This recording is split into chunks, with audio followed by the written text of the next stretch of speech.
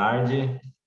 Temos hoje uma entrevista muito especial com a Superintendente de Pesquisa, Desenvolvimento Tecnológico e Inovação da Sabesp, Cristina. Cristina, seja bem-vinda. Agradecemos aí a sua participação na nossa entrevista.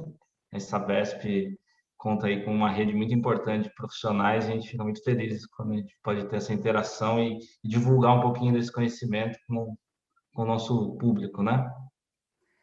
Felipe, eu é que agradeço, é um grande prazer estar aqui falando com vocês, ainda mais com a Sabesp, que é uma associação muito reconhecida dentro e fora da Sabesp. Né? Obrigado. E para começar, né, acho que um assunto bastante, quer dizer, acho que o assunto mais discutido no mundo é a pandemia, né, mas trazendo um pouco para a questão das mudanças da rotina de trabalho, da forma como a empresa funciona, né, ou passou a funcionar. E, assim, na sua visão, a pandemia acelerou a transformação do saneamento? O que você enxerga que fica aí de aprendizado? Olha, com certeza a pandemia vai mudar todo o processo de trabalho dentro da empresa. E isso, claro, acaba afetando todas as relações de trabalho, toda a forma como você desenvolve o trabalho, né? Então, eu acredito que só a forma que a Sabesp está fazendo de home office, né, a gente pode perceber nas rotinas, né, todos nós sabespianos percebemos na nossa rotina a loucura que ficou, né? Porque você trabalha com 2, 3 telas, com ferramentas que já existiam muito antes da pandemia e que hoje você ficou totalmente escravizado por elas, né? Você acabou aprendendo na marra. Né? Muitas pessoas que eram aversas a esse tipo de tecnologias e tiveram que aprender na marra, e isso disseminou de uma forma assim muito acelerada. Né? Então, hoje você tem diversas tecnologias de call conference e você pode usar, inclusive, elas paralelamente, né? Isso acarretou uma grande eficiência nos processos da companhia. Eu vejo claramente que, principalmente os processos administrativos, aqueles de projeto, ou que envolve a parte intelectual das pessoas, né? A grande maioria das pessoas me relata uma concentração muito maior. Claro que tem aqueles casos de crianças em casa, tal, que é mais complicado. Mas, no geral, você tem uma concentração maior, você tem uma qualidade de vida maior, uma redução de custo significativa dentro da empresa, né, em transporte, perda de tempo de locomoção, etc., né? Então, assim, essas ferramentas vieram para ficar e vão mudar, sim, profundamente a relação, inclusive a relação entre as pessoas, né, daqui para frente. Então, assim, de uma certa forma, foi uma super inovação. Eu acho que para a empresa, a pandemia acabou, né, imputando todas essas inovações, fora as inovações que a gente tem aí no mercado que a gente vê, né? Então, a pandemia, de fato, afetou e muito, né, todos os processos, em todos os setores, não só no saneamento. Sim, e foi uma coisa, né, muito imediata, né? Foi assim, a partir da semana que vem, trabalho de casa. Então, é uma Exato. mudança muito rápida. Talvez num período normal a gente não estaria tão disposto a fazer a Exato, porque transformação, né? o ser humano ele é um pouco averso, né, a essa questão de mudanças, né? É da natureza do ser humano, né? São raras as pessoas que gostam daquela coisa do desafio de mudar aquela rotina todo dia, mudar, eu digo mudar drasticamente, não fazer aquelas mudanças, né? Então, assim, e é o que você falou, né? Veio de uma forma tão imediata, é o seguinte, do dia para a noite você tem que se adaptar, senão não tem jeito, como é que você vai trabalhar, como é que você vai se comunicar, como é que você vai continuar no seu emprego, né? Então, é uma coisa que foi aquela inovação top-down, ó, faz e acabou, né? Porque não tem muito jeito. Então, isso mexeu um pouco com as pessoas também no começo, muita gente acho que ficou até irritada, porque mudança causa essa irritação, né? Mas é importante e faz parte realmente do dia a dia. Eu acho que foi uma excelente inovação aí. E aproveitando um pouco essa parte que a gente está falando de mudanças, né? E aí, para a questão dos processos e a aceleração dessa mudança tecnológica, né? Que do trabalho aí que a gente está falando que mudou foi um processo tecnológico que apoiou, né? Os sistemas e tudo mais. Como é que você enxerga a mudança da cultura, da inovação dentro das companhias hoje no Brasil? Olha, o setor de saneamento, ele, pela própria característica dele, né, que é um sistema intensivo, depende de altos investimentos, um setor geralmente que mexe muito com o público, tal, é um setor que ele nunca foi muito assim afeto a inovações, né? Ele não tem essa cultura arraigada de inovação e de inovações disruptivas, não. O que existem são inovações incrementais, né? E geralmente que entram via fornecedores. São os fornecedores que trazem as inovações, geralmente, para o setor de saneamento em geral. Né? Então, é muito importante as empresas, em geral, terem um programa realmente de mudança cultural dos seus funcionários, para que eles consigam tirar dessa inércia que as pessoas têm e serem afetos à inovação. É claro que tem aquele ditado, né? Time que está ganhando não se mexe. Então, é muito difícil você, às vezes, mobilizar as pessoas para isso. Então, essa cultura, ela tem que ser trabalhada no dia a dia, ela tem que ser trabalhada toda hora, todo momento você tem que estar comunicando, você tem que estar falando, mostrando o quanto as inovações podem melhorar os seus processos, né? Então, assim, isso é super importante, né? Muito importante. Eu vejo isso dentro da Sabesp, que como agora a inovação também está muito em voga, está muito, né? Tem um problema também de conceito do que é inovação, né? Então, inovação é aquilo que tem que chegar no mercado, que você tem que implantar e tem que implantar com sucesso, não é inovação pela inovação, sabe? Você tem que comparar com tecnologias convencionais. Nem sempre uma inovação, às vezes, supera uma tecnologia convencional, gente.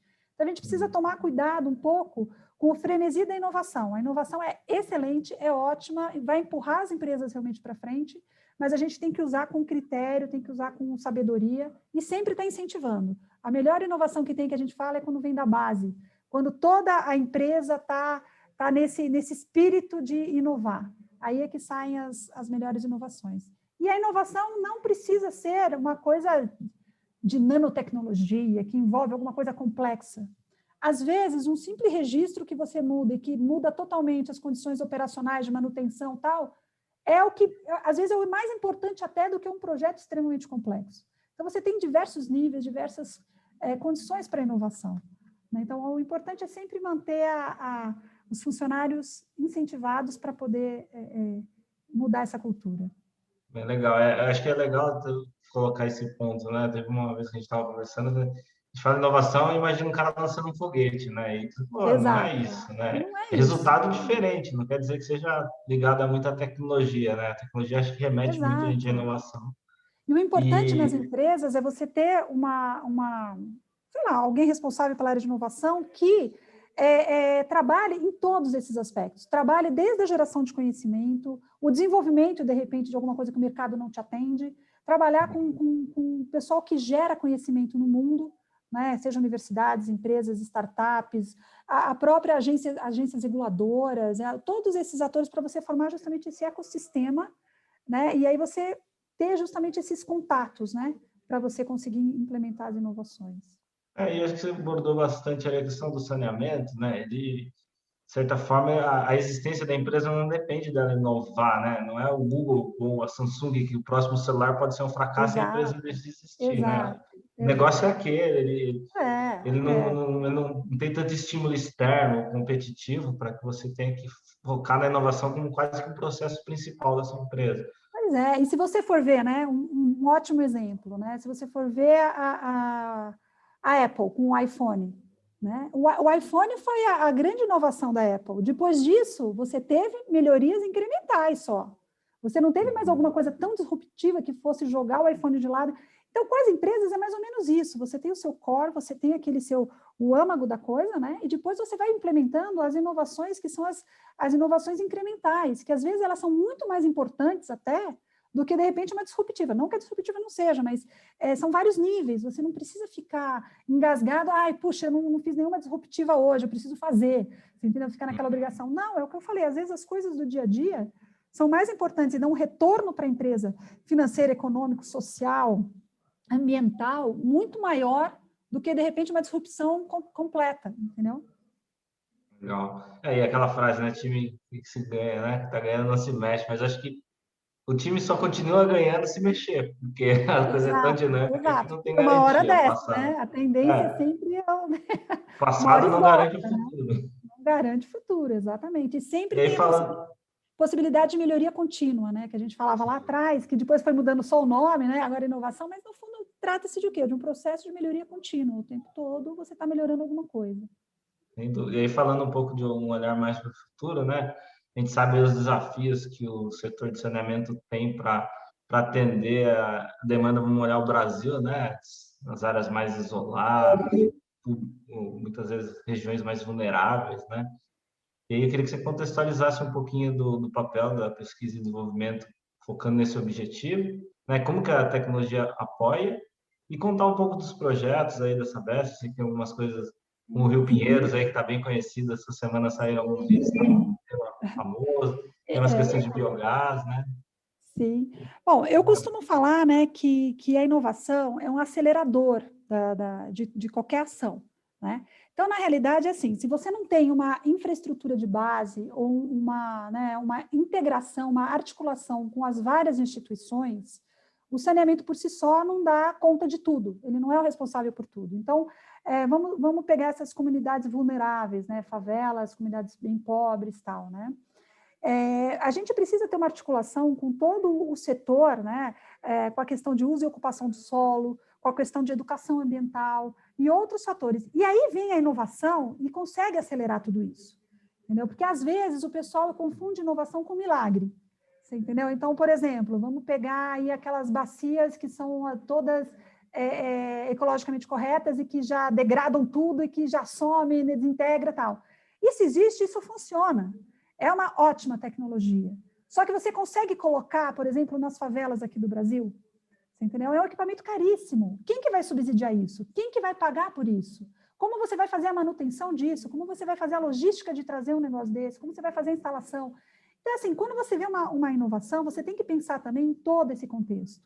Tá? Por isso que muitas vezes você acaba dando um passo atrás e indo para pesquisa e desenvolvimento, porque muitas vezes o mercado não consegue te atender com tecnologias que sejam compatíveis com o custo-benefício que você tem.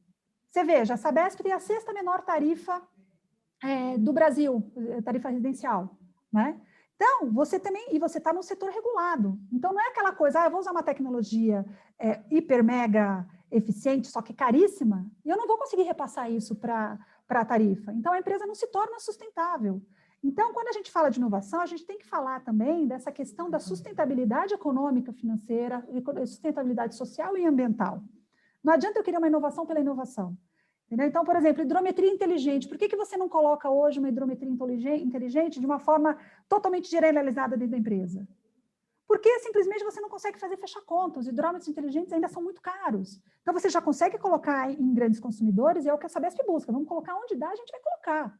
Né? Só que você não consegue colocar, por exemplo, em alguns bairros onde você tem um pessoal que é um pouco mais simples, que não pode pagar uma tarifa mais elevada, e você não consegue mexer na tarifa. Né? Então, a gente tem que ter esse bom senso quando a gente vai colocar as inovações em marcha, né? E principalmente em comunidades carentes e comunidades isoladas. Você entendeu? Então, e tem que existir, por isso que a gente tem muito projeto, por exemplo, de pesquisa e desenvolvimento focado nesse tipo de comunidade, porque o mercado ainda não supre totalmente esse tipo de comunidade, justamente pelo custo-benefício que você tem das tecnologias. Você entendeu? Então, às vezes, você tem que, na inovação, dar um passo atrás, porque nem sempre o mercado vai te dar as respostas, entendeu? Então, você tem o que a gente fala de maturidade das tecnologias, né? Que você tem aqueles TRLs, né? Technology Readiness Levels. Por quê? Porque se você pegar essas tecnologias para comunidades, você já tem tecnologias com TRLs lá na frente, já desenvolvidos, que podem ser utilizados. Só que você não consegue encaixar pelo custo-benefício. Então, isso é algo assim super importante, né, que você tem que trazer. Por outro lado, a Sabesp traz muitas inovações, como, por exemplo, a do Rio Pinheiros. Vou dar alguns exemplos de projetos. Né? O do Rio Pinheiros é um deles. Né? O do Rio Pinheiros, a gente está fazendo um teste com uma tecnologia americana, que foi, inclusive, ela é super nova, ela foi desenvolvida pela Universidade de Arkansas, né, lá nos Estados Unidos, e a gente está trazendo para fazer um sistema de oxigenação no Rio Pinheiros. O que faz esse sistema de oxigenação? Na realidade, não é um tratamento de água, gente, longe disso, não é um tratamento de água. Trata-se de a gente acelerar uma função natural do rio, que é a função de autodepuração. Né? Então, os rios, a gente sabe que, com o tempo, eles vão se autodepurando por uma condição natural de bactérias aeróbias, anaeróbias, né? E eles vão, tanto que, né, mais para frente do rio é tudo limpinho. O que acontece é que a gente recebe uma carga orgânica muito grande, principalmente de ocupações irregulares e outros, né, outros tipos de carga. E o que acontece é que esse sistema de oxigenação que vai ser colocado, ele vai ter uma hiperoxigenação, né? É uma tecnologia nova desenvolvida lá nos Estados Unidos, como eu falei, e que ela foi utilizada, inclusive, para derramamentos de matéria orgânica em rios por ocasião de furacões, por exemplo, que nem foi o furacão Sandy na Virgínia, por exemplo. Eles fizeram a recuperação toda do rio utilizando essa tecnologia. Ou num braço afluente do Mississippi também eles fizeram isso. Entendeu? E funcionou muito super bem. E é uma tecnologia super recente. Então, a gente está trazendo isso aqui para o Rio Pinheiros. E por que a gente fala que é um teste da tecnologia? A tecnologia é consagrada e a gente sabe já que ela funciona. Só que qual que é o problema? Toda vez que você traz uma tecnologia para o Brasil, você tem que testar nas condições brasileiras. Né? Nas condições, por exemplo, o Rio Pinheiros é um rio que é extremamente crítico à condição dele de matéria orgânica, é um rio que é raso, é um rio que é lento. Então, lá as condições eram semelhantes? Podiam ser até semelhantes, mas não eram iguais. Então, você sempre precisa fazer esse teste com a tecnologia para você colocar em grande escala. Então, o que a gente quer? A gente quer aprender, a gente quer fazer uma transferência de tecnologia, transferência de conhecimento da tecnologia, porque assim a gente vai conseguir disseminar na Sabesp toda. Tem vários outros casos que a gente quer usar o mesmo tipo de sistema. Né? E ele é inovador por quê? Porque a forma de contratação dele foi inovadora, foi por uma metodologia totalmente inovadora. Ele é todo monitorado, também todos os sistemas de instrumentação e de monitoramento das amostras da água que vão ser enviadas, vão ser todas por sondas automáticas e integradas online, num barquinho que é um barquinho controle remoto, então você não vai ter contato com a água do rio em nenhum momento. Né? Então, assim, você colocou inovação em praticamente todo o sistema que vai ser colocado dentro do rio. Né? Então, é uma coisa que assim, é super interessante e, ao mesmo tempo, você está resolvendo um problema real, né, com uma inovação assim, num ambiente real já. Você já vai trazer o benefício para o rio. Entendeu? Então, a gente já vai aprender trazendo benefício para o rio. Interessante. É legal quando você fala, né, adaptar. Você tem que inovar com a inovação ao mesmo tempo, né? Porque o Exatamente. contexto, né, é totalmente diferente. Cada país que desenvolve essa tecnologia, ele tem um contexto, né, do que precisa ser feito. Exato, É exato. bem legal. Você fala, não é garantia de sucesso, né? Não, não é Esse garantia daqui. de sucesso. Por exemplo, no projeto que a gente fez em Franca, de utilização de biogás para carro, né, o gás de esgoto colocado na frota toda da Sabesp de lá já está funcionando com isso, né? O que a gente fez? Foi uma parceria que a gente fez com o Instituto Alemão Fraunhofer, né? Para justamente fazer transferência de tecnologia e um aprendizado do corpo técnico da Sabesp como um todo. Então, por exemplo, a gente teve a preocupação de mandar o corpo técnico da Sabesp para a Alemanha, ficou lá praticamente 10, 15 dias, para poder aprender como que opera, como faz peça de reposição, como que funciona o sistema, quais os tipos de problema que podem dar, como que faz manutenção, entendeu? E não foi só o pessoal da área onde foi implantado o sistema, a gente teve a preocupação de levar gente de toda a empresa, de todas as diretorias, metropolitana, interior, outras áreas do interior, ao próprio pessoal da TX, que é da área de inovação, mas o pessoal que de fato ia operar o sistema, para a gente garantir. E a gente aprendeu muito e fizemos diversas adaptações. Geralmente, nas tecnologias, sempre tem algum tipo de adaptação que você faz para o ambiente brasileiro. Né? Seja por sazonalidade, seja por temperatura diferente, seja por vários fatores, você sempre tem que fazer algum tipo de adaptação e desenvolvimento de mercado. Não adianta eu colocar uma tecnologia hiper mega, né, do exterior e eu não vou ter uma peça de reposição. Exatamente. Então, se não for um sistema também simples, ou um sistema que seja vendido no Brasil, isso daí vai por terra, porque você não vai ter como fazer manutenção, você não vai ter pós-venda, você não vai ter nada. Né? Então, esses aspectos, você ter essa visão sistêmica é super importante. Muito legal. Bom, Cristina, a gente está caminhando para os minutos finais. Agradeço a sua participação e deixo aqui para você fazer um encerramento, deixar uma mensagem que vocês queiram. Bom, eu vou fazer aqui uma mensagem, gente. Olha, não desistam nunca.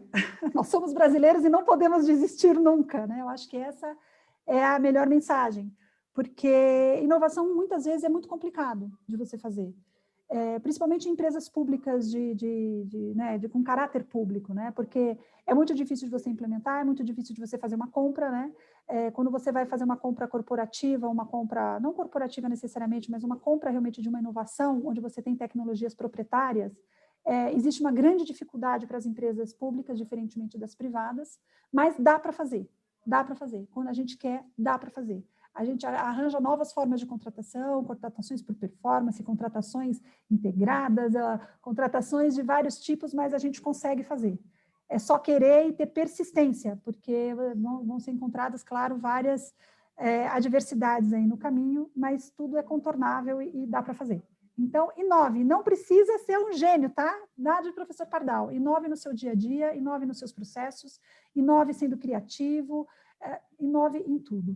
Eu acho que é a grande mensagem. A gente tem que ter essa cultura da inovação, porque hoje em dia não só nas empresas, que não vão sobreviver sem inovação, mas eu acho que nós mesmos, como pessoas humanas e funcionários, né, a gente precisa ter em mente que as coisas têm que funcionar e têm que funcionar sempre de uma forma diferente, né, para a nossa vida e para a empresa.